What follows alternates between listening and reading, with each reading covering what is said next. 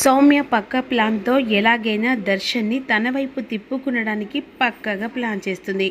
ఈలోపు తనకి ఏదో జరిగిపోయిందని చెప్పేసి చేతులకి బ్యాండేజ్ చుట్టుకుంటుంది. అలా బ్యాండేజ్ చుట్టుకున్న తర్వాత అదే సమయానికి కిచెన్లోకి వచ్చి అటు ఇటు చూస్తూ ఉంటుంది. వెంటనే భోజనం చేద్దామనేసరికి ఆలోపు దర్శన్ కిచెన్లో ఉన్న సౌమ్యను చూస్తాడు. అదేంటి ఇలా ఎందుకు చూస్తుందని చెప్పేసి సౌమ్య దగ్గరికి వెళ్ళిపోతాడు. ఏంటి సౌమ్య అటు ఇటు చూస్తున్నావు, భోజనం ఏమన్నా తింటావా, శరణ్ నేను పిలవన్నా? పర్లేదు సార్, భోజనం తినేలా లేదు సార్, ఏమైంది అని అనేసరికి వెంటనే తన చేతులను చూపిస్తుంది.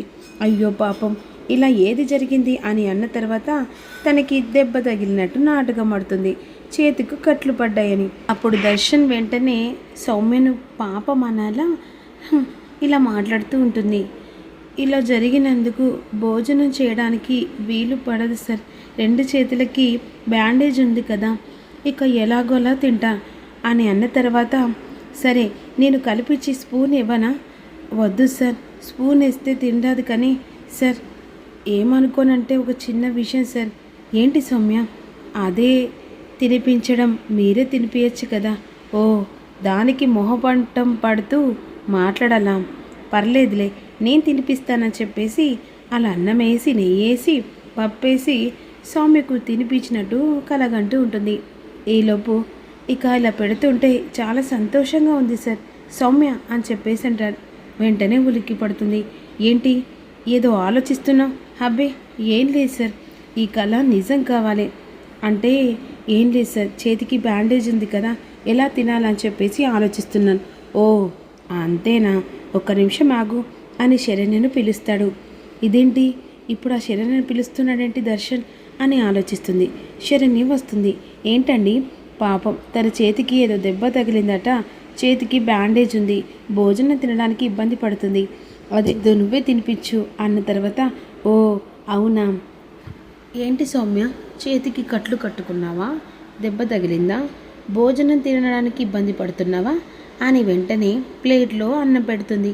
కారం, గుడ్డు కారం వేసి ఇక చేతులతో పిసుకుతుంది. ఎందుకంటే అక్కడ ఏ కర్రీస్ ఉండవు కాబట్టి. వెంటనే కలిపి భోజనం తీసుకొచ్చి ఇందులో పచ్చడేసి నెయ్యేసాను, హ్యాపీగా తిను అని చెప్పేసి ఇక వెంటనే శరణ్య మండిపడుతూ చెప్తానే, నా మొగం చేత నువ్వు అన్నం తినాలనుకున్నావు కదా, ఇప్పుడు లైఫ్లో నా మొగం జోలు తీయాలంటే నీ కళ్ళకు కారంతో పాటుగా కన్నీళ్ళు కాదే రక్తం రావాలని చెప్పేసి ముద్ద మీద ముద్ద పెడుతూ ఉంటుంది. వెంటనే గట్టిగా అరుస్తూ అక్కడున్న వాటర్ తీసి గబ్బుకున తాగేస్తుంది. ఇక ఈలోపు కారం కారం అని అంటుండగా వెంటనే దర్శన్, నీ చేతికి ఇందాక కట్లున్నాయి కదా, అలా వెంటనే తినరావట్లేదని చెప్పేశావు, ఇప్పుడు చేతులు బాగానే పనిచేస్తున్నాయి. ఓ మీరు అలా అడుగుతున్నారా? ఏం లేదండి, ఇందులో ఒక ట్రీట్మెంట్ అన్నమాట. అంటే నేను ఒకసారి ఫోన్లో చూశాను, ఇలా ఉన్నప్పుడు వేరే వాళ్ళకు మ్యాక్సిమం ఇలా చేతికి కట్లు పడితే గుడ్డు కారం వేసి పెడితే ఆ సమయంలో వెంటనే చేతులు పనిచేస్తాయని చెప్పేసి ఒక మహానుభావుడు ఇక సెల్లో చెప్పాడండి. నేను కూడా అలాగే ఫాలో అయ్యాను. చూసారా ఇప్పుడు సౌమ్యకు ఎంతలా తిరిగి మళ్ళీ తన చేతులు తనకి పనిచేస్తున్నాయో. శరణ్య నువ్వు గ్రేట్ తెలుసా, పాపం ఎన్ని రోజులు అలా సఫర్ పడుతుందో అనుకున్నాం, కానీ నువ్వు ఒక్క దెబ్బతో సౌమ్య చేతులు వచ్చేలా చేసావు, ఎంతైనా నువ్వు గ్రేట్ అని చెప్పేసి అలా ఇక ముద్దు పెట్టి వెళ్ళిపోతాడు. ఏంటి చేతులు తిరిగి వచ్చాయి కదా, ఓసే నంగ నాచిదానా, నా మొగం చేతే ప్లాన్ చేసి ఇక నా మొగం చేత నువ్వు అన్నం తినిపించుకుంటే ప్లాన్ చేసావని నాకు బాగా తెలిసే అని జుట్టు పట్టి ఏడాపెడ కొడుతూ ఉంటుంది. శరణ్య వదులు, పిచ్చి పిచ్చి వేషాలు వేసి కాపురంలో చిచ్చు పెట్టాలనుకో, నేనేం చేస్తానంటే జుట్టు పట్టి తనను కానీ ఈసారి నిన్ను బావిలో తోసిస్తానే అని వార్నింగ్ ఇచ్చి వెళ్ళిపోతుంది. చెప్తాను శరణ్య, చెప్తాను, కావాలని చెప్పేసి నువ్వు ఇలా ఈరోజు గుడ్డు కారం వేసి పెట్టావు కదా, నేనేం చేయను అదే చేస్తాను అని విధంగా అనుకుంటుంది. మరోవైపు అనన్య ఆలోచిస్తూ ఉంటుంది. ఆ సమయంలో వేసిన ప్లాన్ చిత్తైపోతుంది. వెంటనే ఒక పెళ్లి కొడుకు రియల్ ఎంట్రీ ఇస్తాడు, దామినికి కాబోయే భర్త. ఇక తను బిజినెస్ పరంగా ఆనంద రాజ్కోట్ సిల్క్కి అందులో పార్ట్నర్షిప్ అన్నమాట. అతను ఇక రాజ్కోట్ సిల్క్ ఆనంద భైరవిని కలవాలనుకుంటాడు. ఎందుకంటే వీళ్ళతో పార్ట్నర్షిప్గా ఉన్నాడు కాబట్టి తను బిజినెస్ పరంగా అన్నిటికీ చాలా రెస్పాన్సిబుల్గా ప్రతి ఒక్కటి దగ్గరుండి చూసుకుంటాడు. అలాంటి బిజినెస్ మ్యాన్ని నేను ఓన్గా పెట్టుకొని నా శక్తితో నేను కృషి చేసి 10 మందికి ఉపాధి కల్పించాలని చెప్పేసి ఇక పార్ట్నర్షిప్గా ఉన్న అతను ఎలాగైనా ఆనంద భైరవితో మాట్లాడాలనుకొని ఆనంద భైరవి ఇంటికి వస్తాడు. అసలు హీరో అన్నమాట, దామిని కాబోయే భర్త. ఈలోపు ఆనంద భైరవి హాల్లో కూర్చుంటుంది. నమస్కారం, ఓ నమస్కారం అని చెప్పేసి లోపలికి రానేసరికి వెంటనే విక్రమ్ లోపలికి వెళ్తాడు. ఇక ఏం లేదండి, మీతో మాట్లాడలే మేడం. ఓ విక్రమ్ కూర్చో. ఏంటి, మీతో పాటుగా నేను కూడా బిజినెస్ మ్యాన్గా పార్ట్నర్షిప్గా ఉన్నాను. కాకపోతే నా ఒపీనియన్ ఏంటంటే 10 మందికి ఉపాధి కల్పించాలంటే ఇలా పార్ట్నర్షిప్ ఉంటే మనం అనుకున్న కోరిక నెరవేర్చకాకుండా మనం ఇక్కడే ఉంటానేమో అని చెప్పేసి నా ఒపీనియన్. అందుకని నేనంటూ నా కాళ్ళ మీద నిలబడడానికి నేను ఒక బిజినెస్ పరంగా ఒక అగ్రిమెంట్ చేయించుకొని సొంతంగా నా కాళ్ళ మీద నేను నిలబడాలని చెప్పేసి నేను నిర్ణయించుకున్నానండి. కాస్త మీరు సపోర్ట్ చేస్తే ఇప్పుడు నేను సొంతంగా కొత్తగా షాప్ పెట్టుకోవాలని చెప్పేసి అనుకుంటున్నాను అని ఈ విధంగా మాట్లాడుతుండగా, మోస్ట్ వెల్కమ్, నేను నీకు హెల్ప్ చేయడానికి ఎప్పుడూ సహాయం చేస్తూనే ఉంటాను. అందుకే అని చెప్పేసి మీతో మాట్లాడడానికి వచ్చేసరికి ఈలోపు హాల్లోకి పిన్ని అని చెప్పేసి పిలుచుకుంటూ వస్తూ ఉంటుంది.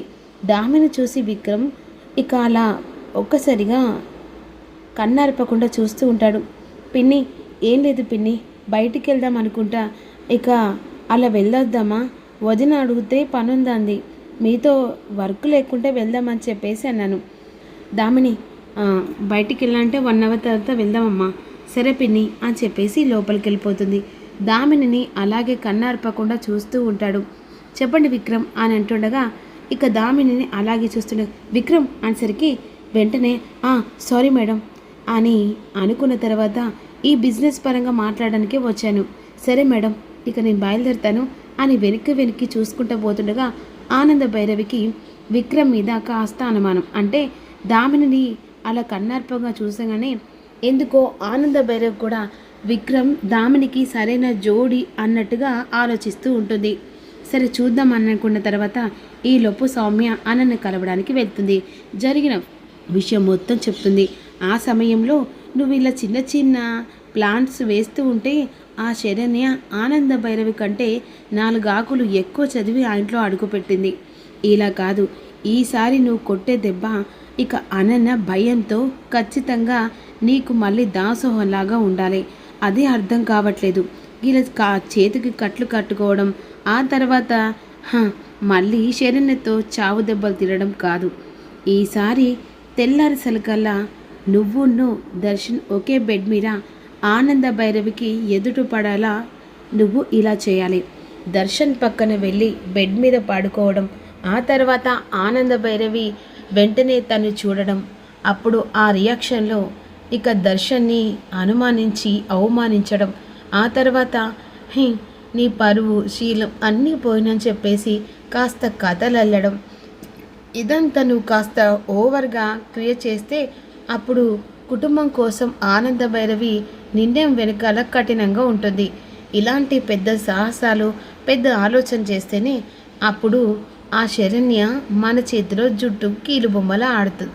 నువ్వు అనుకున్నట్టుగానే ఈసారి నైట్ కల్లా దర్శన్ పక్కన నువ్వు పడుకొని తెల్లాసరికి నీ జీవితాన్ని సర్వనాశనం చేశాడని ఓవర్ క్రియేట్ చెయ్యి అని అనన్య ప్లాన్ చేస్తుంది.